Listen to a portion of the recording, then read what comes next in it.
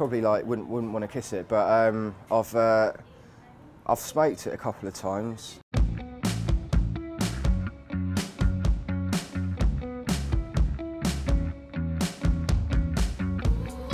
Right, hello, my name is James Knox Boothman. I'm the head chef at al-kee-hol in Soho on Waldorf Street, and today I'm going to be making pig treacle, which is a take on overbraised caramelised pig cheeks. We've got a lovely, beautiful young lady here who I'm going to have the pleasure of butchering. It's almost like a spread. Like we serve it with buttermilk brioche and some red onion jam, and it's very much like Marmite on toast, but pig treacle on toast. You're probably slightly better off buying the cheek straight from the butcher. You just need to make a cut around it, which is the cheek in here. If your knife's sharp enough that the face just kind of falls away. You kind of feel with your fingers when you're butchering. It's like if you kind of like feel ahead and then let the knife like kind of run into where your fingers were, that's your cheek that you got there.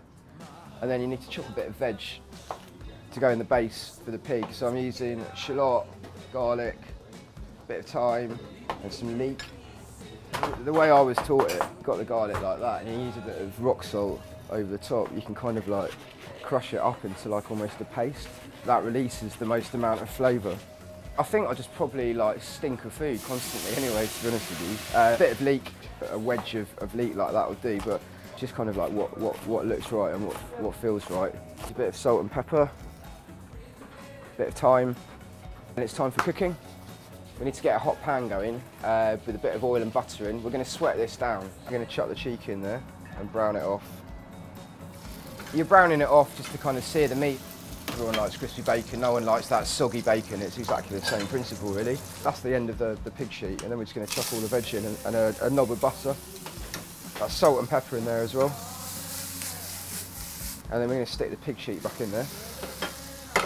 We're going to add some Manzanilla sherry, which has disappeared and probably been taken by a boozy chef.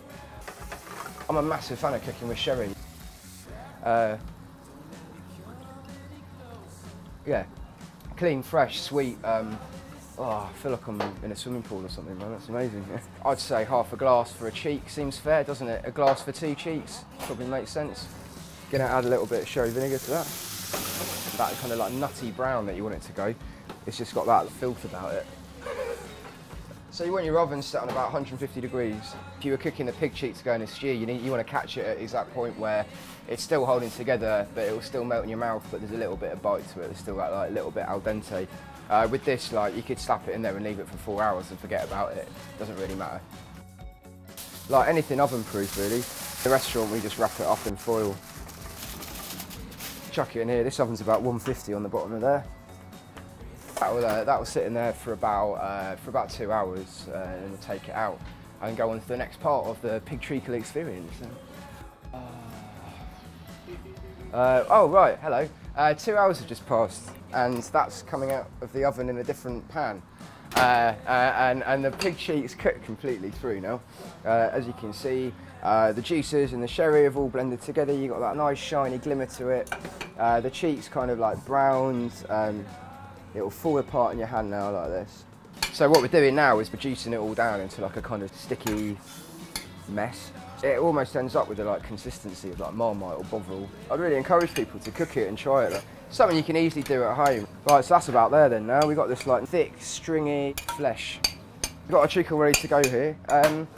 We make a red onion jam, which is red onions sliced, thrown in the pan, just reduce it down into like a nice thick jam. I use like these fennel tops, which are really like nicely fennelly, ain't it? This is like an apple cider vinegar. It's just boiled up with a bit of sugar with some cloves and cinnamon through it, bit of fennel. And we like use that as a kind of like light pickle for the fennel top. Plating up the treacle, chucking that into like a little ramekin. And then we've got our buttermilk brioche. It would work well with any bread as well. And there you have it. Pig treacle with red onion jam, pickled fennel tops and buttermilk brioche. Don't know what it's.